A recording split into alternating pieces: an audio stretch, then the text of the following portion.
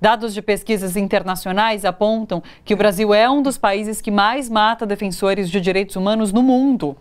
Chico Mendes, João Canuto de Oliveira, Dorothy Stang, o quilombola Agenor de Souza Pereira, a cacique Maria Amélia Guajajara, o casal de castanheiros José Cláudio Ribeiro da Silva e Maria do Espírito Santo, Manuel Matos, Marielle Franco. Infelizmente, a lista é grande. Alguns são nomes muito conhecidos, outros nem tanto. São pessoas assassinadas que marcam a história de lideranças sociais ao longo do tempo, no campo, nas florestas e nas cidades.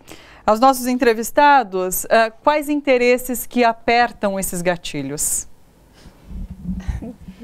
Carmen.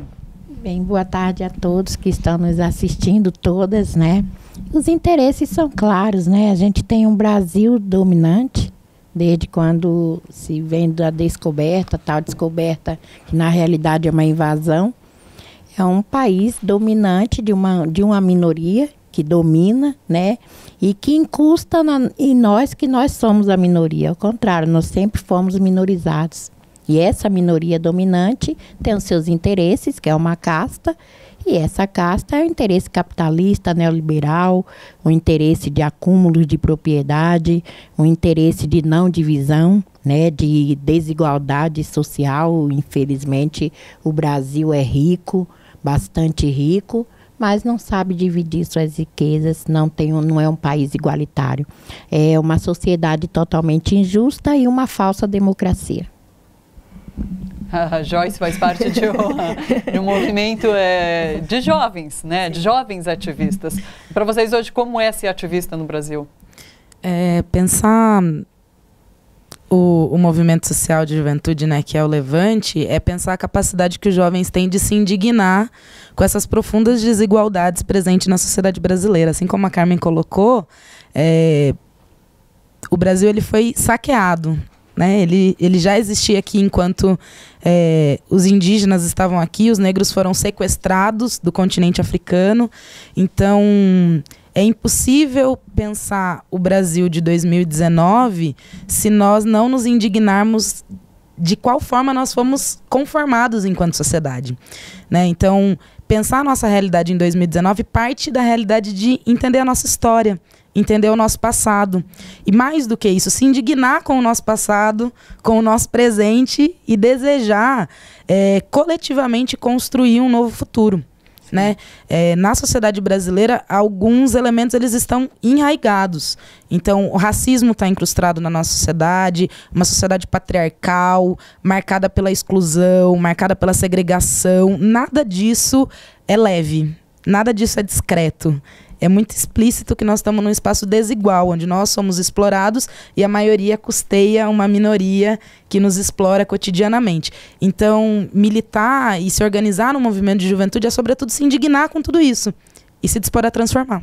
Sim. Agora, Manuela, quando a gente vê essa lista que a gente acabou de dar de ativistas mortos, né, assassinados, você acha que tem o condão, o dom de limitar, ou pelo menos de assustar quem realmente é ativista? Eu acho que sim, enfim, reagindo um pouco às falas delas duas maravilhosas, eu acho que a gente precisa entender que o ativismo, ele é ele busca construir um novo normal, diferente desse velho normal que elas tão bem descreveram, que nos divide, nos oprime e cria uma espiral de privilégios em que lá embaixo tem a mulher negra, e aí, enfim, a população LGBT, e lá no alto tem o homem branco. E todos nós, de alguma maneira, ocupamos algum lugar nessa espiral. O ativismo, ele busca romper essa lógica, ele é necessariamente subversivo. Diante dessa, é o que ela disse, de se indignar, né? Ele necessariamente busca inverter essa pirâmide para que essa pirâmide pare de existir, para que essa espiral... Então, assim, ele é um mecanismo subversivo do status quo. E isso é muitíssimo mal recebido por quem se beneficia do status quo. Então, essa lista de pessoas que você leu, infelizmente, que não estão mais aqui com a gente, são pessoas que incomodavam.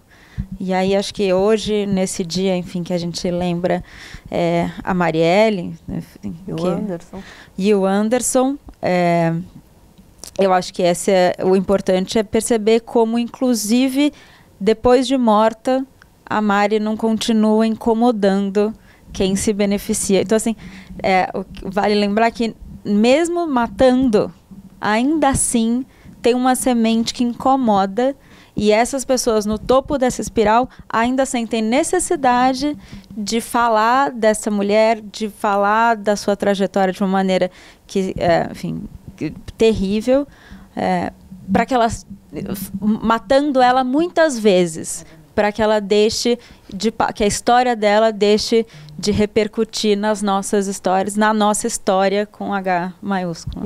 E a gente vê também situações que são bastante constrangedoras, porque no dia do anúncio de quem foram os assassinos, ou que pelo menos supostos assassinos, ou mandados, quem sabe, nesse mesmo dia o governador do Rio, Witzel, ele estava junto e falando, pegamos os assassinos da Marielle e tal, mas ele também estava junto daqueles dois candidatos lá do Rio de Janeiro que quebraram a placa da Marielle, né? Então, a gente não consegue nem entender direito como é que a pessoa pode ter esse nível de cinismo, talvez, nem sei. Eu acho que sim, acho que é uma coisa, enfim, a gente precisa pensar sobre isso. Essa reação é do tamanho da força da trajetória dessa mulher. Então, toda ação gera uma reação. É isso, é o velho normal reagindo violentamente àquilo que ele considera uma ameaça, né? Então, também vi o governador Witzel falando com a dona Marinette, a família da Mari, enfim, pessoas que, para mim, pessoalmente, são muito queridas e tenho desempenhado um papel político muito importante. Infelizmente, não era vontade deles, né? A Mari tinha essa vida política, a irmã, a mãe, o pai não, mas essa mulher foi arrancada da sua família e eles se viram forçados. É curioso ver eles ali tão cientes do papel deles, que hoje tem, infelizmente, e ver o governador supostamente pedir desculpas, disse a dona Marinette. Enfim, acho curioso ver. O que eu tenho a impressão é que os ataques hoje, eles são esfregados na nossa cara. Antes, talvez, fossem velados. Mas a gente vive num momento de que esses ecos dos porões estão vindo à tona e estão sendo esfregados na nossa cara. E daí, a partir disso, eu queria também saber de vocês como a morte de Marielle repercutiu no ativismo de vocês. Se teve impacto e de que forma isso se transformou de repente. Olha, para mim, especificamente, quando Marielle, há um ano atrás, foi anunciada a morte da Marielle, eu estava vivendo um momento muito ruim. Foi um momento onde eu fui totalmente escrachada pela mídia oficial, eu estava vivendo um momento de processo, sendo processada por extorsão, e aí era nítido a criminalização das lideranças, e aí... quando a gente está num processo desse, a gente está na chuva para se molhar, mas dentro de mim, assim, a pessoa Carmen, tirando a liderança, era um peso sair na rua, né? Você vê sua família, não por mim, mas os meus filhos, os meus netos. Eu tenho uma neta de 12 anos, falava assim, vó, na escola as meninas ficam falando que a senhora saiu na TV. E naquele momento que anuncia a execução da vereadora Marielle, a minha família fala, chega. Aí eu disse, não, agora não, mais do que nunca. Se matam Marielle, matam as Carmens, as Marias, os Malês, nossos antepassados, as Malins. Quantas pessoas morreram para hoje estar aqui? Agora é hora da gente seguir em frente.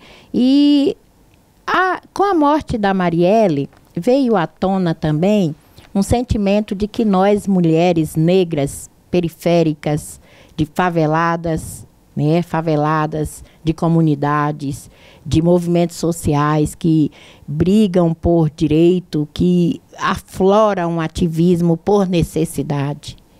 O Brasil tem uma grande falha com o povo. Ele não forma cidadão, ele forma fantoches, alienados, sem educação, né? Um Brasil que não educa o seu povo. É um Brasil que quer povo que siga, que sejam sobreviventes. E a morte da Marielle fez com que nós mulheres, principalmente nós mulheres, disséssemos chega. Nós somos minorizadas, né? Nós somos escrachadas todos os dias. Nós fazemos jornadas triplas. Para nós tudo vem em perda de direitos. É em nós que resplandece, porque quando chega a falta do emprego, para quem tem uma família de marido, mulher e filhos, o homem, quando fica desempregado, resplandece dentro de casa. É a falta da comida, a falta da roupa, a falta do mínimo para se sobreviver. É a mulher quem tem que... A falta da moradia, a falta da educação. Então, a mulher é afetada em todos os níveis. Fala-se numa reforma de uma previdência que é um crime contra a mulher. Porque 40 anos, a mulher tem que parir. Quando ela está empregada, que ela tira licença, quando ela retorna, ela sabe que vai levar 2 meses ou 1 mês até, ela vai ser mandada embora. Como que a gente acumula? Então, tudo que se tira de direito afeta diretamente. Quando em Marielle, para nós, em pleno século XXI, nessa jornada contemporânea, segue para nós como um símbolo de que nós, mulheres negras, periféricas, brancas, não importa, essa coisa de nos separar por classe é um erro tremendo. Erro não, foi estratégia muito bem elaborada há muitos anos, tá? Que agora que a gente tem que acordar que nossa diversidade é que vai nos unir, né? E então, essa questão de nós vivermos só falando em nome de estereotipo também é errado. Vamos falar em nome da mulher, do feminino, da feminista. Temos que saber separar o que é feminino do feminismo, né? Temos que também discutir isso. Estamos também sendo levada a crer, não falamos muito da mulher indígena, vamos falar do nosso antepassado, falar da nossa origem, das quilombolas, vamos tirar da nossa certidão essa cor parda, que eu não sou papel, não sou papelão, eu sou gente, sou de origem africana. Então nós temos que reconhecer primeiramente a nossa memória, para hoje a gente ter narrativa. E a Marielle é a nossa narrativa atual. A execução da Marielle é a nossa narrativa atual. É o que nós sempre fomos, né, privados, né? Que a gente tem que incluir também os homens negros, periféricos. Temos também que atribuir o gênero. A questão de gênero tem que ser muito discutida entre nós. E não queremos seguir a mesma questão de um feminismo, né, patriarcal, que venha com o mesmo machismo. Temos que atribuir o feminismo como um ato de luta por direitos. Sim. Joyce, entra nessa conversa. Isso. Joyce. Queremos ouvir. Entro. Bom, pensar no legado da Marielle, como isso nos afeta, eu acredito que tem alguns pontos que devam ser levantados. Assim. A Marielle, ela era uma mulher negra, periférica, né, lésbica, mas eu tento pensar também, é uma execução política, mas é uma execução que decorre do fato da Marielle tocar naquilo de mais perverso dentro da estrutura estatal, que é o debate da segurança pública.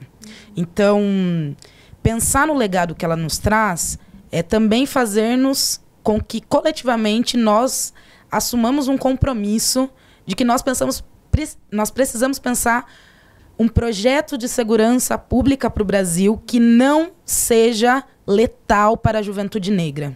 Sim. Nós precisamos pensar um outro projeto de sociedade, onde, ao invés de militarizar os nossos territórios, nós possamos colocar outras demandas nesses territórios, atender às demandas das mulheres mães e negras que precisam de creche, das crianças que precisam de escola, dos jovens que precisam de lazer, de posto de saúde, de cultura. Saúde. Pensar na Marielle não é só pensar na execução dela. É, sobretudo, pensar na luta que ela travava e que nós devemos continuar. Nós precisamos romper com a normalidade de aceitar que a cada 23 minutos um jovem negro morre no Brasil e todos conseguem dormir. Isso tinha que ser atormentador. Atormentador. Saber que existem territórios militarizados e tomados por uma atividade paramilitar deveria ser estarrecedor. A execução da Marielle também decorre da capacidade dela de se indignar e denunciar sistematicamente essa ação, que o Estado brasileiro é conivente. Sim. Então, lembrar o que a Marielle fez é quando nós nos dispomos a construir uma luta antirracista que queira incluir os negros enquanto sujeitos de direito e parte do Brasil. Gente, bora fortalecer a TVT? É só clicar em inscrever-se e depois clicar no sininho. Pronto! Assim que pintar notícia nova, você fica sabendo no ato.